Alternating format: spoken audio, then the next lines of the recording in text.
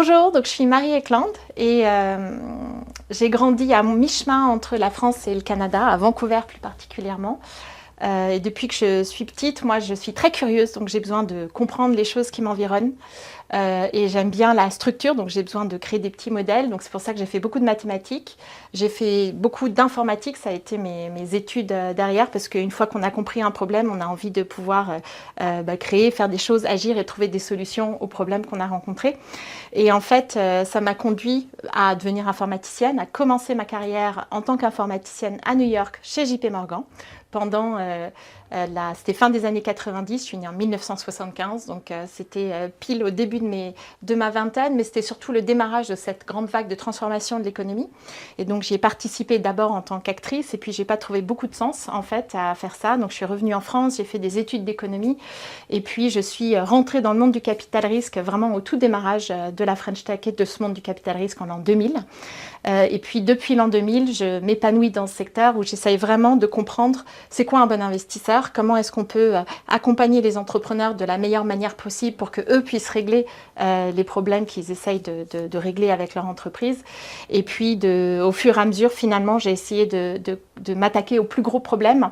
Et aujourd'hui, je suis fondatrice d'un fonds qui s'appelle 2050 et qui essaye de façonner un futur fertile, c'est-à-dire un futur dans lequel on va tous pouvoir manger de manière saine, on va pouvoir habiter la terre et produire de manière durable, qu'on va pouvoir faire évoluer les modèles éducatifs pour que tout le monde puisse y contribuer, qu'on va pouvoir prendre soin de sa santé au quotidien et puis remettre la confiance au cœur des économies avec un système assurantiel qui nous couvre sur les nouveaux risques, un système bancaire qui permet de financer la transformation sur le long terme, et puis un système médiatique et d'intelligence artificielle qui permet que les démocraties fonctionnent. Donc voilà, c'est moi. Je ne pensais pas du tout devenir entrepreneur un jour. C'était pas dans c'était pas dans mon imaginaire. Quand j'étais petite, quand j'étais jeune, c'est pas quelque chose que j'avais nativement en moi, mais j'avais ce côté devoir résoudre des problèmes.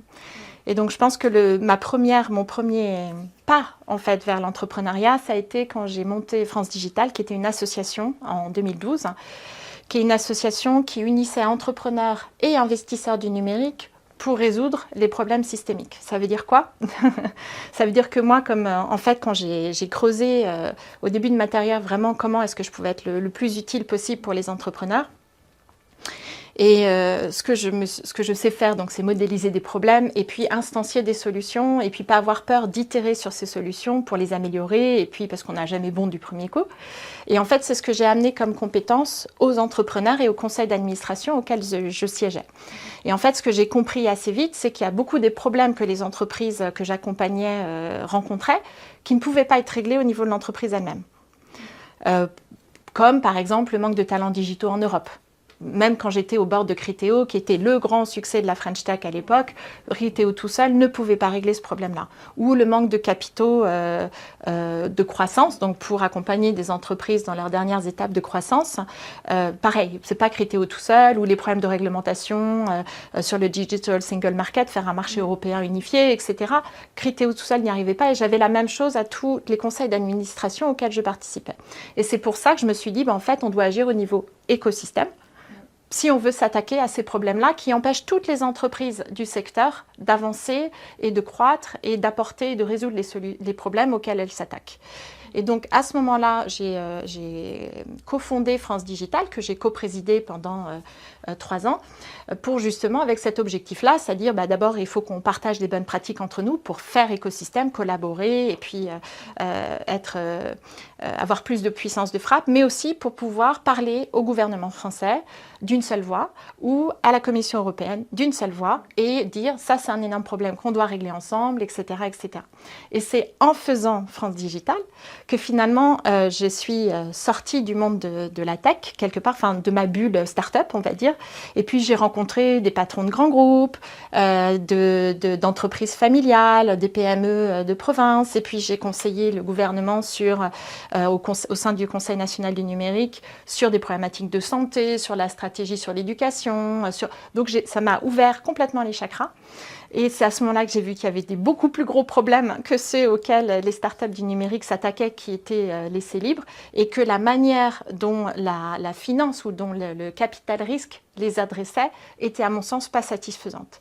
Et c'est pour ça finalement que je suis devenue moi une entrepreneuse de la finance, en voulant proposer des nouveaux types de produits financiers qui accompagnaient beaucoup mieux la transformation durable de la société et de l'économie que ce que je pense que le capital risque modèle historique fait. Donc 2050, c'est une société, c'est une entreprise, mais qui a plusieurs particularités. Donc la première, c'est qu'elle gère un fonds, qui est un fonds d'investissement, qui accompagne des entreprises qui vont accompagner la transformation durable de leur filière sur le long terme. Donc ça, c'est la première brique. On gère un fonds d'investissement. Ce fonds d'investissement a une particularité importante, c'est qu'il est ouvert, c'est-à-dire que le modèle historique du capital risque, ce sont des fonds fermés à 10 ans. Ça veut dire qu'on accompagne les entreprises sur une durée de 7 à 8 ans. Et puis après, comme le fonds se termine, on doit rendre l'argent aux investisseurs. Et donc, quelque part, on force la sortie des investisseurs. Et moi, je pense que quand on finance des entreprises qui créent des nouveaux types de matériaux, quand on finance des entreprises qui vont faire de l'économie circulaire ou n'importe quel type d'entreprise, ce ne sont pas forcément des cycles à 7-8 ans qu'il faut pouvoir imposer. C'est pas le modèle d'hypercroissance à tout prix, on va dire, qui est un modèle très importé de la Silicon Valley, qui est le plus adapté si on veut tirer le plein potentiel du développement de ces entreprises-là sur le temps, parce qu'on a besoin de leur donner ce temps-là. Donc par exemple, on est investisseur d'une entreprise qui s'appelle Pebble en Suède, et ce qu'elle fait, c'est qu'elle prend des roches minérales qui sont l'olivine ou le basalte, qui ont une propriété naturelle qui est qu'au contact de l'air, elles arrivent à stocker du CO2. Et en fait, sous conditions de pression et de chaleur, en mettant ces roches-là sous forme de poussière, on augmente la surface de contact avec l'air libre. Et en mettant d'autres types d'intrants, ce qu'on arrive à avoir en sortie de chaîne, c'est un matériau qui remplace la pierre ponce dans la fabrication du ciment. Donc en bout de chaîne, on a un ciment qui stocke du CO2 qui a été émis et qu'on a récupéré dans l'air, plutôt que d'en émettre lors du processus de fabrication. Voilà. Et donc cette société-là, elle est clairement, on a investi en 2022, elle a déjà 3 ans, on a atteint un niveau d'industrialisation où on sait produire à peu près 3 tonnes par jour de matériaux, enfin de matériaux pour construire ce ciment-là. Mais on voit bien que si on veut arriver à... ils font toujours pas de chiffre d'affaires parce que, enfin, ils en font un petit peu, mais pas du tout au niveau auquel on devrait être pour être rentable. Et donc, il faut laisser le temps, financer la première usine, voire la deuxième. Donc, pour ce type d'entreprise-là, on a besoin de plus de temps et c'est clair qu'on a besoin de changer le produit financier. Voilà. Donc, la première chose de 2050, c'est qu'on gère ce fonds qui va investir dans des entreprises qui sont pour nous les champions de demain. Donc tout au long de la chaîne de valeur, de leur chaîne de valeur, donc pas uniquement des nouveaux types de matériaux, mais des nouveaux types d'infrastructures, du logiciel, de solutions logicielles d'optimisation ou d'intelligence artificielle, ou bien de l'économie circulaire, donc vraiment cette idée de pouvoir avoir une bascule sur l'ensemble d'une chaîne de valeur, parce que ça c'est une grande différence entre le numérique et le durable, c'est qu'on a besoin que nos fournisseurs changent. On a besoin que les clients adaptent leur mode de consommation et donc il faut vraiment penser le financement de la transformation sur une logique de chaîne de valeur. Donc ça, c'est le premier changement. Le deuxième changement de 2050, c'est que de la même manière que les entreprises de la tech rencontraient des nœuds systémiques, ces fameux problèmes réglementaires ou de partage de bonnes pratiques qui sont nécessaires ou faire avancer la recherche, c'est la même chose sur toutes les filières sur le durable. On ne sait pas aujourd'hui comment construire une entreprise qui soit net carbone. Donc on ne sait pas mesurer son empreinte environnementale d'une manière efficiente, on ne sait pas mesurer son risque social. Donc il y a beaucoup de choses qu'on ne sait pas encore faire. Et donc pour ça, on a besoin de financer de la recherche, de créer des nouvelles bonnes pratiques, de comprendre c'est quoi les nouvelles solutions, donc à partir de ce que la science nous dit, de changer les réglementations.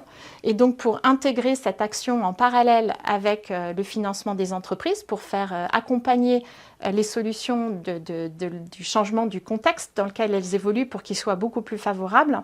On dédie 10% de l'argent de nos investisseurs et la moitié de notre commission de performance à nous. Donc bon, en gros, on finance de manière dédiée en fait et volontaire, c'est structuré dans le modèle, ce qu'on appelle des actifs pour l'écosystème, donc des communs, qui sont de la recherche, du savoir partagé, des plateformes ouvertes de données ou des outils partagés, ou bien du plaidoyer. C'est une très bonne question parce que souvent je me dis, en fait, on est plutôt un mélange entre un fonds d'infrastructure et un fonds de capital risque. Donc fondamentalement, on finance de l'innovation. Voilà. Donc après, c'est pas effectivement le capital risque de manière, dans sa définition, je dirais, implicite. C'est beaucoup financé de la technologie, enfin digitale, enfin numérique. Et nous, on est sur des types d'innovation qui sont beaucoup plus larges que ça. Et dans le modèle, rien que le fait de se donner du temps et d'être sur un fonds ouvert où on a créé une couche de liquidité pour que nos investisseurs puissent être patients, parce qu'il faut donner de la liberté aux entrepreneurs pour aller au bout de leurs ambitions, mais il faut aussi pouvoir faire en sorte que les investisseurs aient un retour sur investissement. Qui soit satisfaisant pour eux et qui ne soit pas uniquement la satisfaction du devoir accompli, on va dire. Donc qu'il soit vraiment un vrai retour sur investissement financier. Nous, on est convaincus qu'on finance les champions de demain, mais on ne peut pas demander aux gens d'attendre 20 ans. Ce n'est pas du tout ça. Donc on a vraiment pensé un produit où au bout de 6 ans, on a un retour annuel. De manière à ce que l'argent travaille en fait. Et donc on ne se pose pas la question, on peut attendre parce qu'on a un retour sur investissement régulier. Mais donc je suis d'accord, on n'a pas encore trouvé la vraie qualification et le monde de la finance, c'est un monde de classe d'actifs. Ouais. Donc le capital risque est un actif, c'est celui dont on se rapproche le plus. Ouais. Est-ce qu'à terme ce sera une nouvelle catégorie? Je ne sais pas.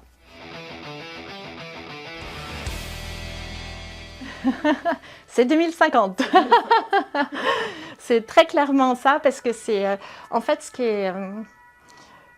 est à la fois passionnant et je dirais le plus complexe, c'est que la manière dont la finance fonctionne, c'est vraiment en regardant le rétroviseur. C'est-à-dire qu'elle fonctionne comme de l'intelligence artificielle. On regarde ce qui a marché dans le passé, marché étant gagner beaucoup d'argent, et on prend des décisions aujourd'hui à partir de ces apprentissages-là.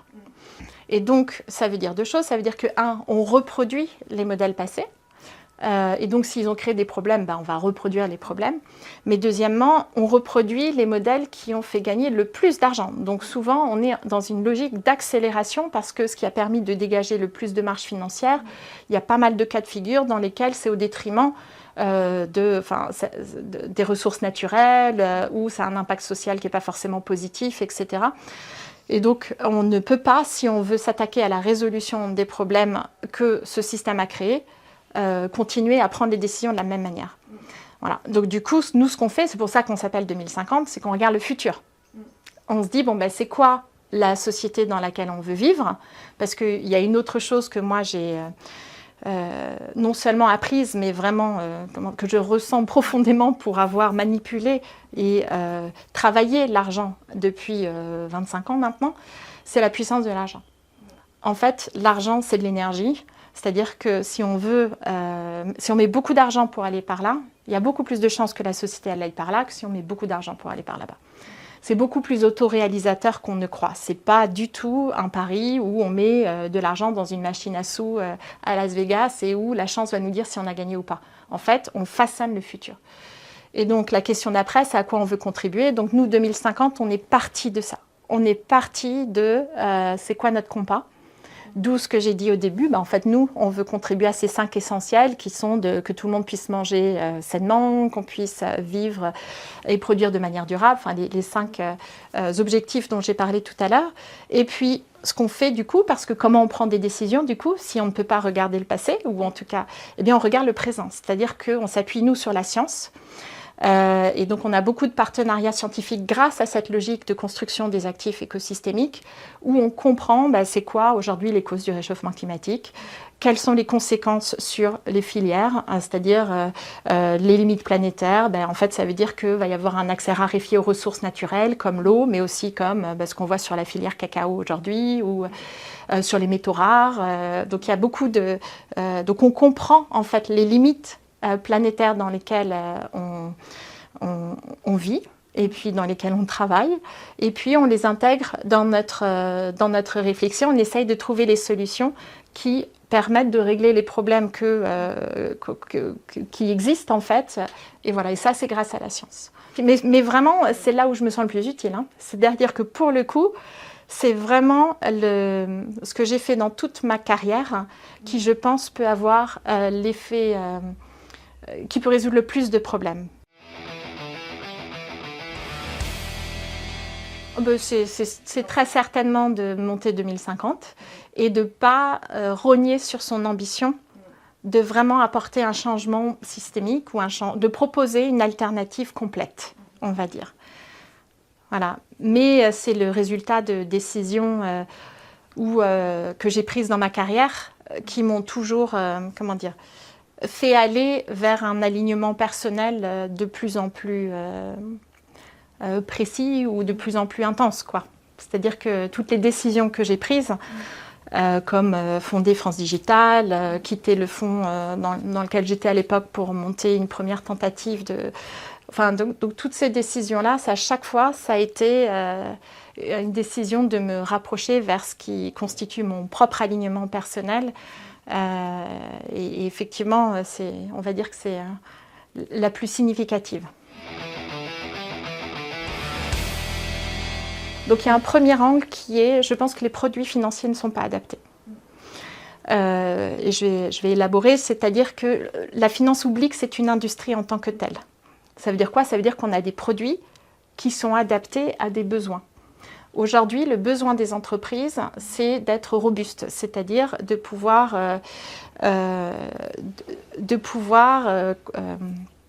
avoir une chaîne de valeur ou une supply chain, enfin qui soit prévisible.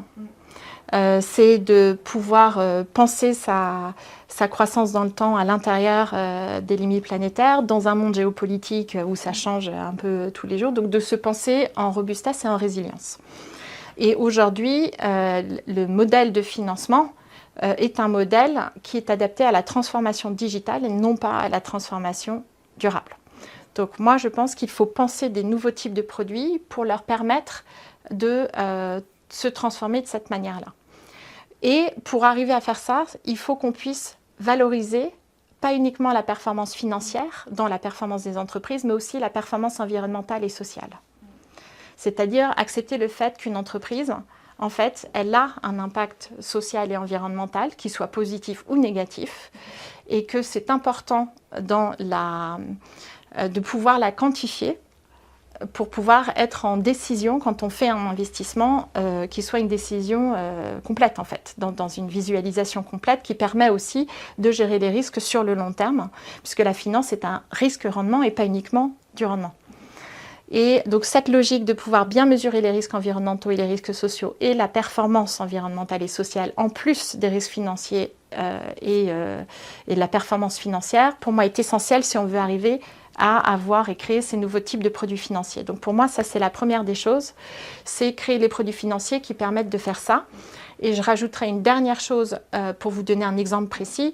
En fait, dans tous les sujets de réchauffement climatique, il y a un acteur qui joue un rôle majeur dans ça, c'est les océans. Donc les océans captent à peu près 30% du CO2 tous les ans. Ils font vivre 3 milliards de personnes sur la planète. Voilà, c'est la source de protéines, en fait, les poissons, etc. Et c'est particulièrement les pays, les pays du Sud. Et puis, c'est 50% de l'oxygène qui est produit. Enfin, c'est une économie. 80% des biens qui circulent sur la planète, c'est aussi sur l'océan. Donc c'est une économie où on a besoin que les océans soient en bonne santé pour que on puisse continuer à survivre sur cette planète, et en particulier les 3 milliards de personnes qui en dépendent pour se nourrir. Et en fait, aujourd'hui, les types de produits financiers qu'on a, comme on a des crédits carbone, mais on n'a pas de crédit biodiversité, bien souvent, on n'a pas le niveau de rentabilité sur des produits historiques qui permettent de financer cette transformation-là.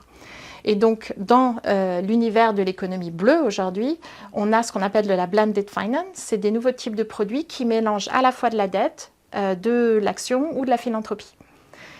Ou alors des modèles assurantiels. Donc, en fait, on est un modèle où on mélange plusieurs choses à la fois pour s'adapter, en fait, aux contraintes de l'écosystème dans lequel on navigue.